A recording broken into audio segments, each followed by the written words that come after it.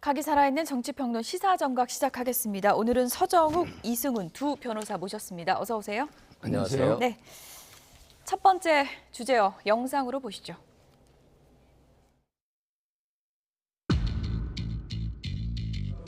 네, 이런 터무니없는 얘기들을 가지고 정말 소설을 쓰고 있는데 국가 권력을 남용하는 것이고 정치 공작이다. 판결문 분석 절차와 함께 수사에 대해서 차질 없이 진행하도록 하겠습니다.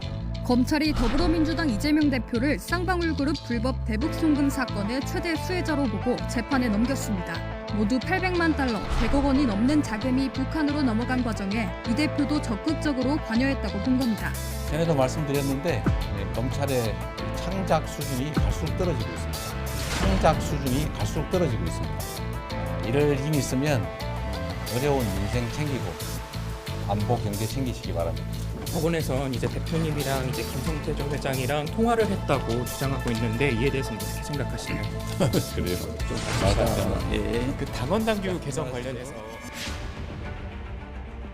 생년부지 얼굴도 모르는 이 조폭 불법 사채업자 출신의 부패 기업과 함께 그런 중대 범죄를 저지를 만큼 제가 어리석지 않습니다. 제일 중요한 건 나하고 대지도 아무도 안 합니다.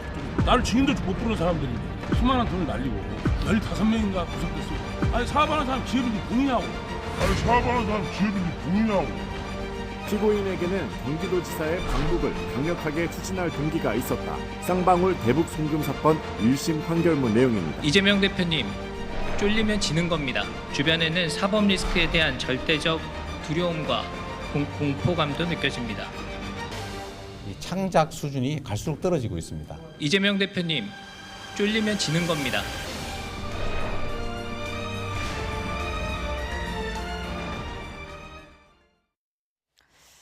네, 다시 커진 사법 리스크 지금부터 얘기를 좀 해보도록 하겠습니다. 추가 기소 지금 된 혐의가 3개인데 핵심이 어떤 건가요?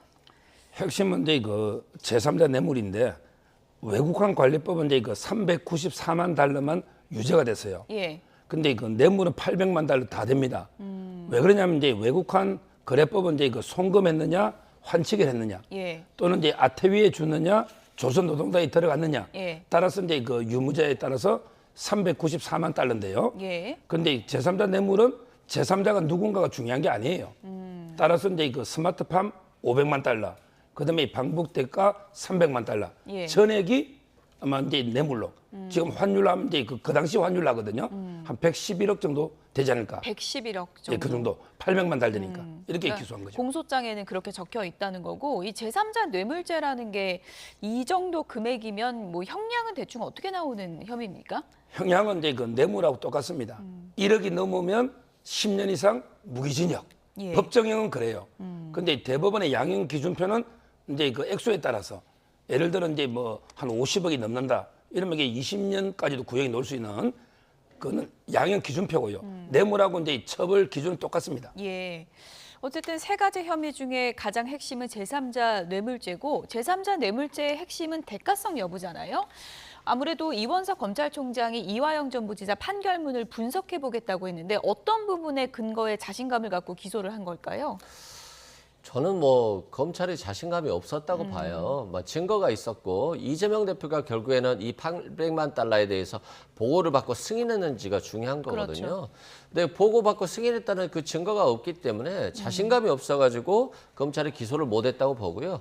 1심 판결 유죄 나오니까 이제서야 기소한 것이고 예. 원칙대로라고 한다면 저번에 영장이 기각됐을 때 그때 기소를 했어야죠. 바로 했어야 된다. 그렇죠. 예. 근데 지금까지 기다렸다라고 하는 것은 결국 증거가 없어서 어떻게 해서든 야당 대표를 엮어야 되니까 예. 한참 동안 기다리다가 한 어떤 검찰에 보면 정말 자세가 안 나오는 그런 기소를 한 게 아닌가 싶어요. 네, 이재명 대표가 검찰의 창작 수준이 갈수록 떨어진다. 추가 기소에 대해서 이런 입장을 밝혔는데 이승훈 변호사가 지적하신 대로 그때 바로 그럼 기소를 하지 왜 이화영 전 부지사 1심 보고서 하냐 이 얘기거든요. 뭐 특별한 증거가 없는 거 아니냐 이런 반박도 있을 것 같은데요. 뭐 제가 보기에 원래 이제 관련 사건들 판결을 한번 보고 예. 예를 들어 이제 권오수 회장 판결을 보고 김건희 여사 도이치모터 하듯이 이런 거는 이제 흔히 있어요. 무슨 이게 증거가 없다는 건 말이 안 되고요. 그다음에 그 창작 소설을 썼다는데 예. 김성태 회장이 옛날에 조폭은 직업이 조폭이지 소설가는 아닙니다. 이분이 소설 쓰는 분이 아니에요. 저분 보고 소설 쓰라면 잘 못 써요.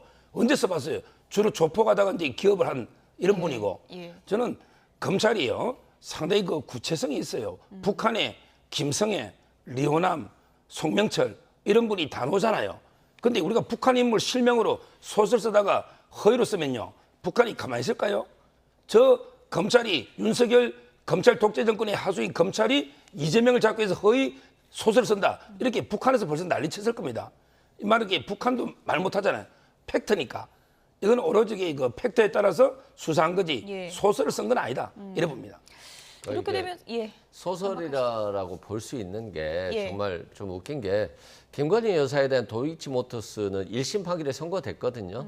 그럼에도 불구하고 기소도 못하고 무혐의 처분도 못하고 심지어 유죄가 나오니까 항소심 판결까지 기다려보겠다는 거잖아요. 그건 봐주기 위해서 기다려보는 것이고 뭐 저는 검찰이 이런 경우를 본 적이 없어요. 이재명 대표도 마찬가지예요. 수사가 끝났으면 기소를 해야 되는 것이지 예. 기소 못하는 건 증거가 없으니까 기소 못한 거다. 뭐 그건 선택의 여지가 없다 저는 보고요. 이게 이제 조폭의 말을 신빙할 것인가의 문제인데 지금 주가 조작했다라고 하는 국정원 보고서도 있고요. 그다음에 대북 사업과 관련해서 하겠다라고 하는 그런 문건들이 많이 있어요. 그럼 이것들은 김성태가 공짜로 얻은 거잖아요. 800만 달러는 모두 이재명 대표를 위한 것이고 자신의 사업이라든가 자신의 어떤 주가 상승과는 아무런 상관이 없다는 것이니까 좀 법원의 판결이 참 신빙하기 어렵다 이런 생각이 듭니다. 예. 이렇게 되면서 이재명 대표는 재판만 4개고 서울에서만 지금 재판이 3개고 이번 재판은 또 수원까지 가야 되는 거잖아요. 그럼 일주일에 재판을 몇 개씩 받는 거예요? 지금은 이제 그 대장동은 일주일에 1.5, 예. 그다음에 그 선거법은 2주마다 받으니까 네. 결국 이제 일주일에 그 2개 있고, 예. 그다음 위정교사는 한 달에 한 번씩 받아요. 근데 이번에 수원에 기소됐잖아요. 아직 배당은 안 됐어요. 예. 신진우 부장 판사인데 가면 또 이재명 대표 측이 반발할 거 아니에요. 따라서 이제 그 배당에 대해서 고민하고 있어요. 예. 법원장이. 예. 근데 이재명 대표 측은 서울로 예. 가져가려고 아마 이게 할 수도 있는데 예. 저는 수원에서 절대 넘겨주면 안 된다 봐요. 왜 수원으로 이렇게 서울로 보내줄 하등의 이유가 없잖아요. 서울로 보내면 어떻게 되는 거예요? 그러면 이제 그 왔다 갔다 하는 거리는 시간은 좀 벌잖아요. 서울의 다른 법원에 예. 다른 부에 배당이 되면 이동 거리는 벌잖아요. 수원까지 가야 되니까. 그렇죠. 이것 때문에. 왔다 갔다 하는데 예. 2시간 잡아야 되니까 예. 그런 전략인데 그건 말이 안 되고 아마 이제 수원에서 재판하면 최소 일주일에 한 번 할 것 같아요.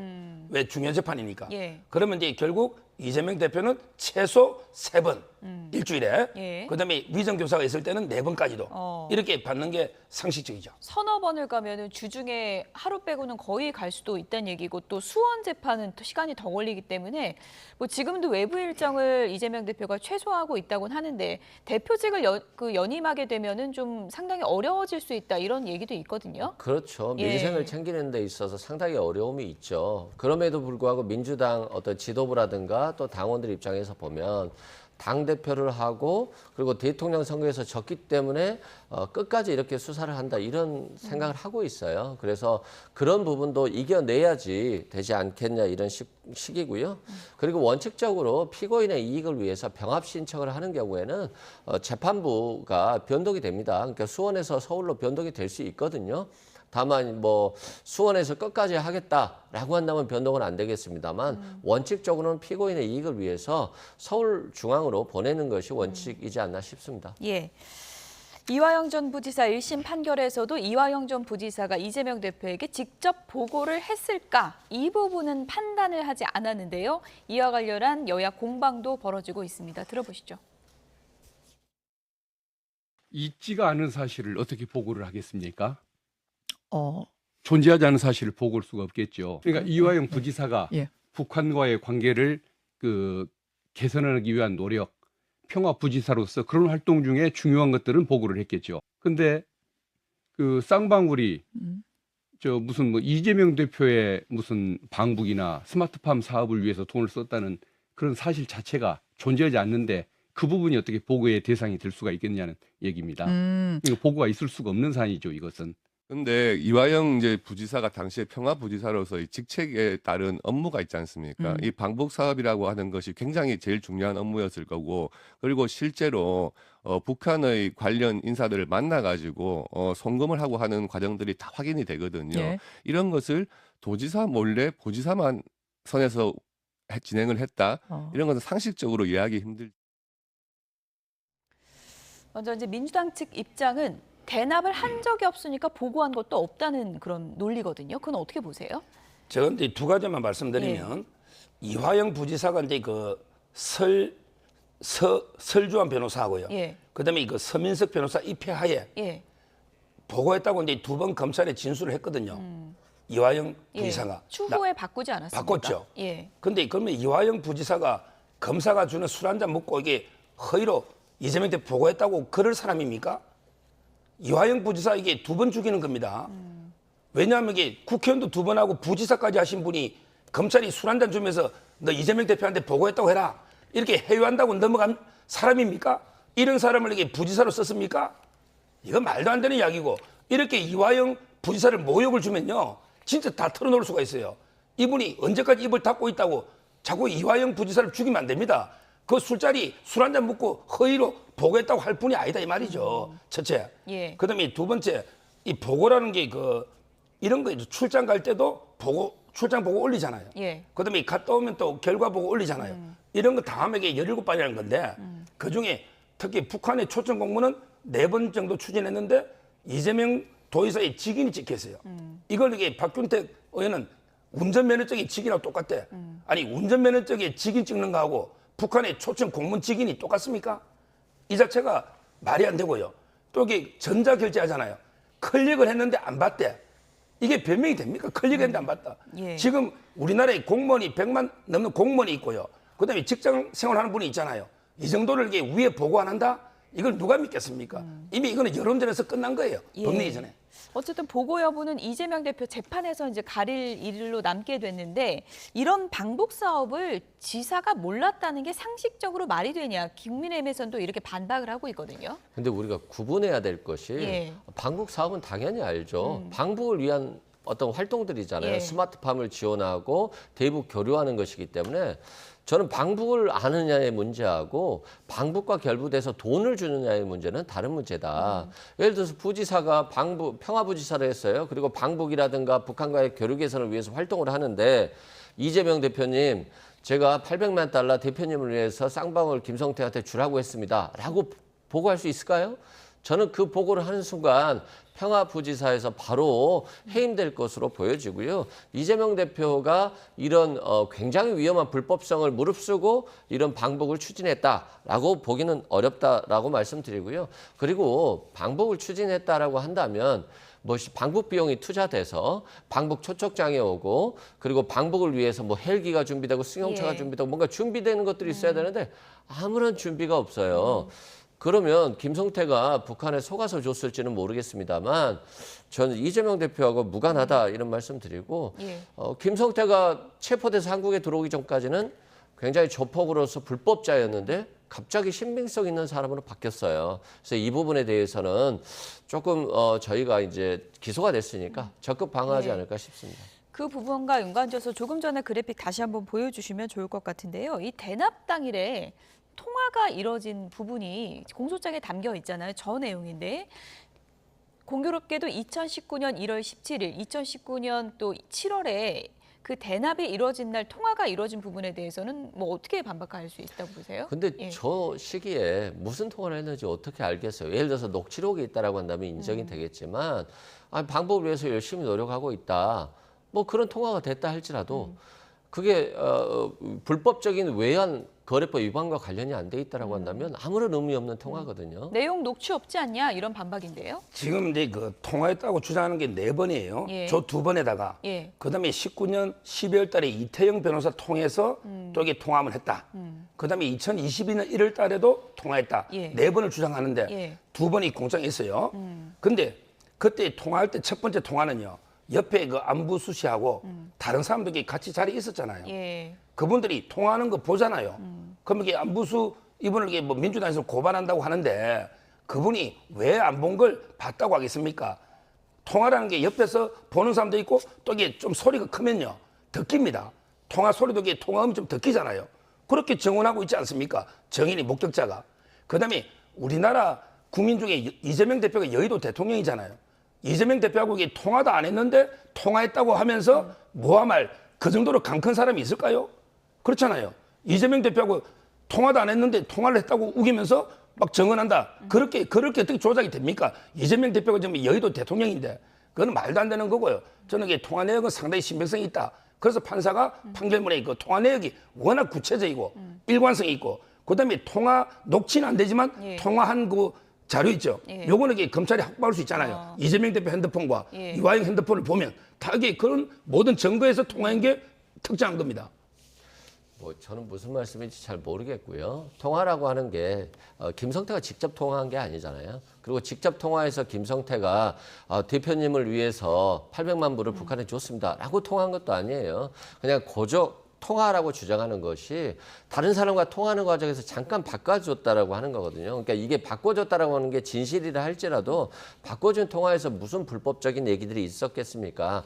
그냥 뭐 열심히 대북 사업을 위해서 열심히 하고 있습니다라고 하는 열심히 잘 하시죠 라는 그냥 의례적인 말이고요. 그리고 만약에 이런 불법적인 일에 800만 달러를 줄 정도였다라고 한다면 이재명 대표 한번 만나게 해달라고 해야 되는 거 아닐까요? 한 번도 못 만나고 전화통화도 전화번호가 저장되어 있지 않아서 누가 옆에서 바꿔줬다라고 하는 사람이 어떻게 저는 좀 이해가 안 돼요. 800만 달러를 줬다는 것 자체가. 제가 보기에 그 만난지는 모르겠지만 지금 이제 서로 그 상을 당했잖아요. 예를 들어 이제 이재명 대표도 어머니가 돌아가셨을 때 그때 쌍방울도 조문을 갔고요. 그때 김성태 100만을 냈다. 그것도 원래는 김영란법 위반이에요. 근데 그렇게 정언했고요. 그다음에 반대로 쌍방울이 김성태장 상을 당했을 때 전영수 비서실장 우리 극단적인 선택한 이분이 보내가 조문을 갔잖아요. 서로에게 조문도 하던 이런 사이고요. 그리고 이제 그 이화영 부지사에 대해서 워낙 쌍방울이 많이 뇌물이나 정치함 준 거 아닙니까? 그런 게 다 대북 사업 대가다 이래 보면 돼요. 저는 좀 이해할 수가 없다. 그렇게 자신 있고 그게 다 모두 이재명 대표에 대한 유죄의 증거라고 한다면 검찰이 이미 기소했을 거예요. 기소를 못했다는 것 자체가 자신이 없는 겁니다. 예. 어쨌든 지금 민주당에서는 이번 이화영 전 부지사 재판에서도 국정원 문건이 증거로 채택이 됐다면 아마 무죄가 나왔을 것이다. 이렇게 주장을 하고 있는데요. 관련해서 얘기를 좀 들어보시죠. 국정원 문건만 봐도 쌍방울이 대북 사업을 했다라고 당시 국정원이 파악하고 있었습니다. 만약 그 당시에 피고인 이화영이 쌍방울의 대북 사업에 관여했다면 국정원이 이걸 놓쳤을 리가 없습니다. 일각의 잘못된 주장과는 달리 국정원 문건을 유죄 판결의 주요한 근거로 삼고 있다는 것이 판결문을 분석한 결과 나왔습니다. 민주당에서는 국정원 문건이 무죄가 될 근거가 될 수 있다고 하는데 이원석 총장은 정반대 얘기를 하고 있거든요. 어떻게 봐야 되는 거예요? 제가 이제 그 같은 날 같은 재판부의 그 김만배 씨하고 최윤길 의장 변호인이거든요. 예. 그래서 이제 그 재재판하고 예. 남아서 이 재판을 볼라 했더니 다 나가래요. 왜냐하면 이게 오늘 국정원 직원이 정인 나와서 예. 그 진술하고 서정 조사한다고. 예. 그게 국가 기밀이잖아요. 이 말은 이게 국정원 직원을 몇 번 불러서 예. 국정원의 모든 문건을 증거 조사를 한 거예요. 국정원의 문건은 적법하게 작성된 문건이에요. 예. 물론 압수 형식을 빌려서 법원에서 조사를 한 거죠. 이게 불법으로 수집한 증거가 아니다 이 말이죠. 위법 수집 증거가 아닌데 이걸 증거 능력을 배척할 이유가 없잖아요. 그러니까 재판부는 문건을 다 증거 조사를 했다. 증거 능력이 있다 이 말이죠. 예. 근데 문제는 증명력. 이게 판사가 자유심정인데 문건의 내용을 판사가 100% 다 믿을 수는 없잖아요. 믿고 싶은 거는 판사가 믿고 예. 또 이 말을 이게 못 믿겠다면 안 믿는 예. 이건 판사 마음이에요. 예. 이걸 자유심정주의랍니다. 예. 그러니까 제가 보기에 판결문하고 문건을 종합해 보면 한 8, 90%는 오히려 판사가 유죄의 증거로 쓴 거예요. 유죄의 증거. 예, 오히려. 북한에 갔다 올 때 안보수사가 예. 보고하면 딱 이게 만난 거하고 김성태 진술이 일치하는 게 많거든요. 북한이 돈 준 거. 이거는 유죄 증거예요. 다만 이제 뭐 국정원 문건 보면 주가 조작 예. 이야기 있잖아요. 예. 이런 거는 이게 그 시점에는 좀 황당하니까 주가 조작 한참 전에 2017년부터 18년 4월까지거든요. 따라서 이제 치사 선택하는 거죠. 예. 한두 개 버릴 거는 버리고 예. 믿을 건 믿고. 이게 판사 마음이잖아. 이걸 가지고 마치 증거 능력이 없어 조사도 안 한 것처럼 예. 배척한 것처럼 허위 사실을 유포하고 있는 겁니다. 그러니까 문건 보고도 그렇게 판단했다고 지금 보이시는 건데 그건 어떻게 보세요? 방금 말씀하셨잖아요. 판사 마음이다고요. 그러니까 이화영 전 부지사에게 유리한 것들은 버리고 불리한 것들만 취사 선택했다. 그걸 유불리를 위해서 판사가 그 선별적으로 했다고 보시는 그러니까 건가요? 이제 그게 뭐 의도가 들어갔다고 보시는 건 좀 위험한 거 아닌가요? 물론 예, 그렇습니다만 일단은 예. 이화영 전 부지사에게 불리한 부분이 예. 배척됐다라고 예. 보시면 될 것 같고요. 그 중에 하나가 뭐냐면 국정원 문건에 리오남이라고 하는 정창 총국 예. 그분이 김성태한테 한 50억 정도를 상품권으로 해서 주라. 그럼 어차피 대북 사업으로 테마주로 해서 주가 조작되고 올라가면 되지 않냐라고 예.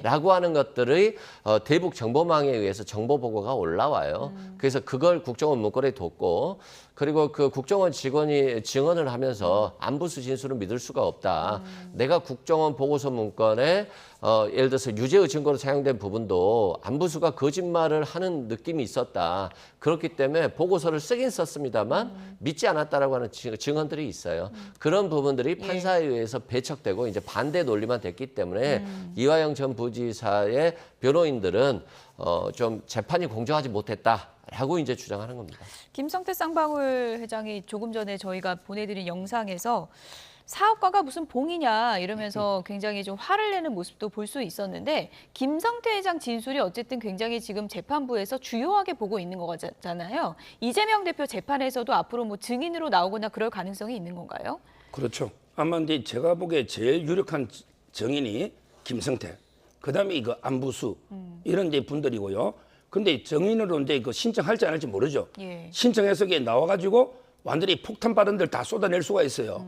옛날에 이화영 변호인의 그 주장에 하면 뭐 이해찬 대표에게 폭로하겠다 뭐 이런 식으로 협박을 했다는 말이 있거든요. 따라서 뭐 지금 제가 보기에 과연 김성태 회장을 정인 신청할지 안 할지 이거는 이제 이재명 측의 변호인이 결정할 문제긴 한데 예.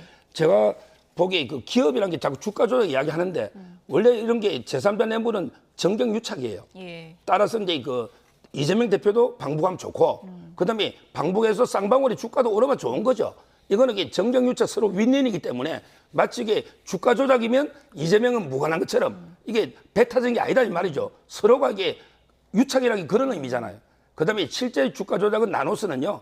2017년부터 2018년 초까지 끝난 거 돈 준 건 2019년이에요. 예. 차 변호사님, 저희가 앞서서 재판 4개를 이제 정리해봤는데 이재명 대표가 지금 동시에 재판 4개를 받게 되는 거잖아요. 결과는 언제쯤 나오는 거예요? 제일 빨리 노는 순서는 이제 그 위정교사 있죠.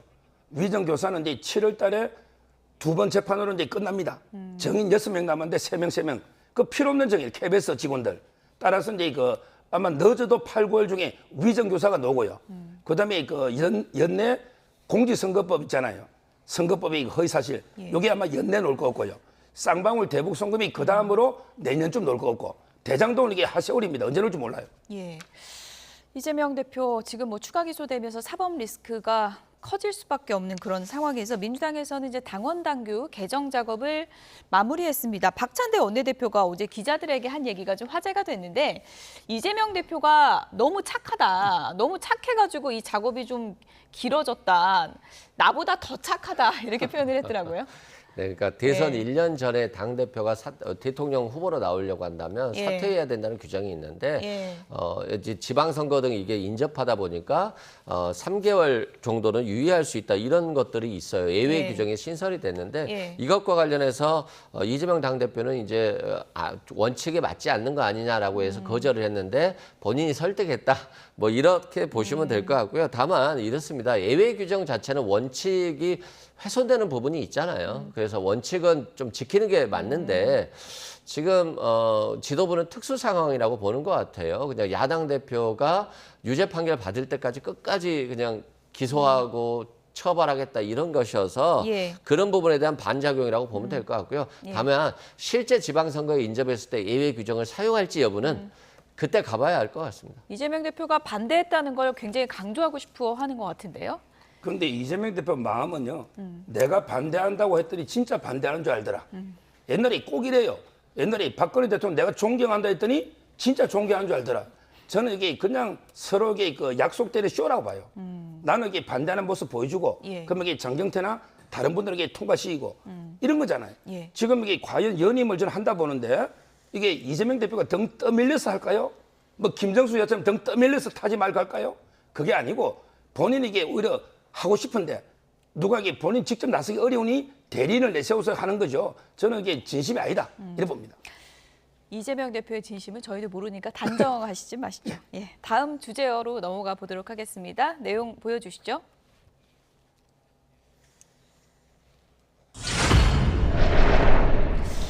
국적 때문에 키워드를 이렇게 뽑아봤습니다. 권익위가 김건희 여사 명품 의혹과 관련해서 문제가 없다, 신고할 필요가 없다라고 했는데 이게 뭐 최재형 목사가 외국인이라서 그런 거예요?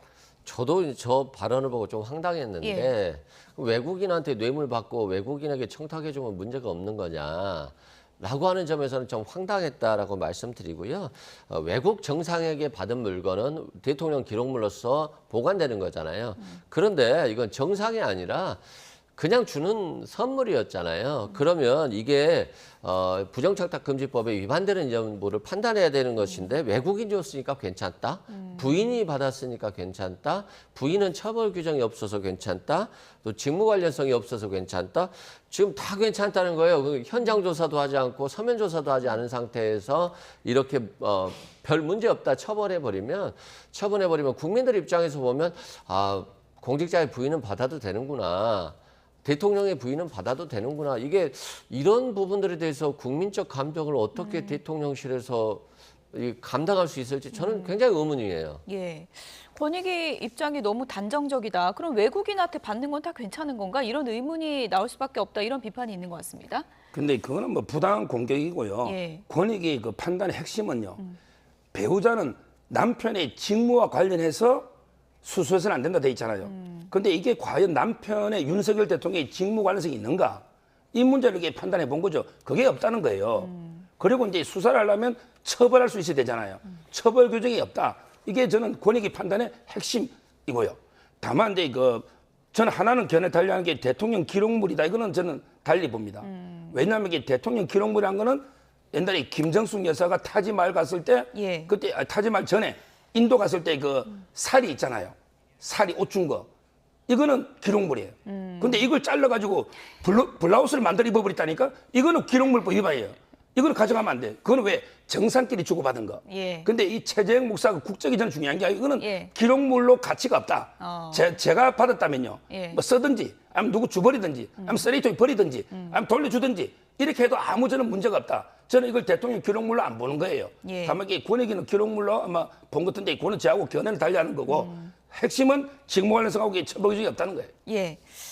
오늘 아침에 민주당 전현희 의원은 권익위 결정 보니까 그래서 특검만이 답이다. 이렇게 얘기를 했습니다. 들어보시죠. 이번에 권익위의 결정이 검찰 수사의 일종의 도피처가 될 수도 있는 그런 또 영향을 줄 수가 있다 보고요. 그렇기 때문에 이번 권익위의 이런 결정은 특검만이 답이다. 특검으로밖에는 이 문제를 해결할 수밖에 없다. 이런 알겠습니다. 것을 역사적으로 증명했다. 이렇게 생각합니다. 네, 권익위가 이렇게 문제 없다. 검찰 수사 나오기도 전에 결론 내버리면 이거 어떻게 되는 거냐라고 문제 제기를 하는 건데요. 권익위가 시원하게 보여준 것 같아요. 검찰에게 이원석 검찰총장이 수사를 철저히 하겠다고 하니까 수사하지 말고 소환하지 말고 조사 안 해도 되고 그냥 무혐의처분 시원하게 해라라고 하는 것 같은데 국민들이 받는 이 상실감 자체는 굉장히 클 것이다 이런 말씀 드리고요. 이원석 검찰총장 임기가 이제 몇 달 안 남았는데 임기 끝나기 전까지 좀 확실하게 좀 수사를 했으면 좋겠고 그때 당시에 영상이 제출이 된 걸로 알고 있어요. 그때 이 목사가 선물 준 것만이 아니라 다른 분들도 선물 주려고 줄 서 있었다 뭐 이런 얘기들이 있어서 좀 영상들 확인해서 좀 수사가 좀 제대로 됐으면 좋겠습니다. 예. 검찰 수사 결과가 나오지 않았는데 처벌 규정이 없다는 그 결론이 나와버리면 검찰 수사 힘 빼기 아니냐 이런 지적이 있을 수 있거든요. 근데 이거 처벌 규정이 없다는 거는 뭐 결론이 아니고 법에 그렇게 돼 있으니까 그거는 이제 입법 한다잖아요. 그다음에 최고 수사기관은 검찰이잖아요. 권익위 결론에는 영향 안 받을 거로 저는 보는데 근데 문제는 여기서 중요한 게 이원석 총장 예. 빨리 이거 무혐의 종결해야 됩니다. 이거 안 하면 이게 진짜 비겁한 총장이에요. 왜 그러냐면 이게 검찰은 죄가 있는 건 있다 하고 예. 없는 건 없다 해야 돼요. 예. 근데 김건희 여사건은 처벌 조항이 죄가 없잖아요. 근데 여론이 안 좋다고, 여론은 비난할 수 있죠. 선물 받으면 여론이 안 좋다고, 또 이게 민주당이 의석이 많다고, 이건 눈치 봐가지고 소환하는 이런 게 쇼를 벌이면 이거는 검찰이 존립할 이유가 없는 거예요. 검찰은 당당하게 없는 죄는 없다 하고 있는 죄는 있다 하는 게 이게 검찰이 존재 이유잖아요. 근데 뭐 여러 가지 광범위하게 들여다보고 있기 때문에 김건희 여사 소환 필요성을 또 제기하는 부분도 많잖아요. 그런 데 예. 주장하는 분이 있는데 제 예. 말은 그런 게 여론에 예. 하지 말고 법에 따라서 오로지 예. 법에는 김건희 여사 처벌 조항도 없는데 굳이 소환할 이유가 뭐가 있냐 이렇게 저는 보는 거죠. 예. 아니, 처벌 조항 여부를 떠나서 예. 소환해봐야지 무슨 잘못을 했는지를 알죠. 수사도 안 하고 그냥 무혐의 처분해라라고 하는 것 자체가 말이 안 되고 검찰총장도 소환해보고 싶어 하는데 용산 눈치 보느라고 못하는 거잖아요. 좀 그 국민들의 눈높이를 맞출 필요가 있다. 예. 그렇지 않으면 이 정부가 지금 지지율로 뭘 할 수 있겠어요? 아무것도 못하는 거예요. 예. 어쨌든 뭐 권익위 결론은 나왔지만 이 논란의 종결점은 아닌 것 같고요. 이원석 총장이 어떤 결단을 할지 좀 지켜보겠습니다. 마지막 주제로 가보겠습니다.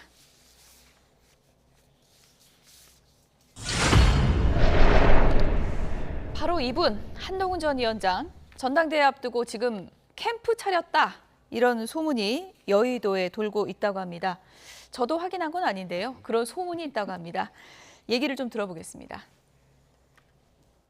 뭐 소문은 많이 돌았어요. 지금 거기 무슨 캠프를 차렸대더라. 사무실을 지금 차린 거는 뭐 오픈을 했다는 게 아니라 뭐 계약을 했다더라. 열려고 한다더라. 뭐 이런 얘기를 들었는데 저도 기자 출신이라 굉장히 궁금해서 여러 사람한테 전화해서 물어봤더니 아직까지 그게 이렇게 구체적으로 드러나지는 않았는데 아마 곧 할 것 같다라는 느낌은 좀 받았어요.